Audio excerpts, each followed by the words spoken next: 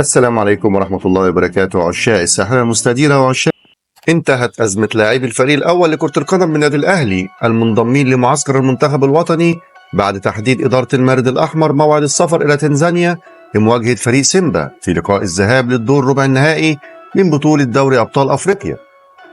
وشهدت الأيام الماضية حالة من الجدل بسبب لاعبي الأهلي الدوليين المنضمين لمعسكر المنتخب الوطني، إذ كان الأهلي يرغب في الوصول لحل من أجل انضمامهم للفريق قبل مباراة سيمبا التنزاني، والتي تحدد موعدها يوم 29 مارس الجاري بفترة كافية في ظل التعارض مع معسكر المنتخب الممتد حتى يوم 26 مارس، ويخوض خلالها الفراعنة كأس العاصمة الإدارية الجديدة في نسختها الأولى.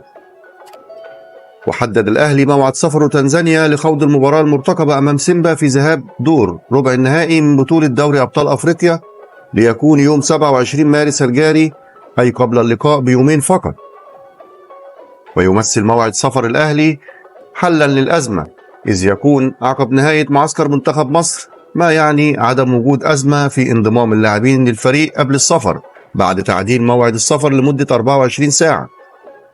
ويخوض المنتخب الوطني كأس العاصمة الإدارية الجديدة بمواجهة نيوزيلندا في الدور نصف النهائي يوم 22 مارس الجاري، وفي حالة الفوز يلعب النهائي يوم 26 مارس الجاري أمام الفائز من تونس وكرواتيا، وفي حالة الخسارة يلعب يوم 25 من الشهر نفسه. وكان حسام حسن المدير الفني لمنتخب مصر استدعى 10 لاعبين من الأهلي لمعسكر مارس، وهم مصطفى شوبير ورامي ربيعة ومحمد عبد المنعم، محمد هاني، أكرم توفيق، وثلاثي الوسط مروان عطية، إمام عاشور، وأحمد نبيل كوكا، بجانب محمد مجدي قفشة، حسين الشحات. وبكده يكون انتهى الفيديو بتاعنا. ما تنساش اللايك للفيديو واشتراك بالقناة وتفعيل زر الجرس ليصلك كل جديد.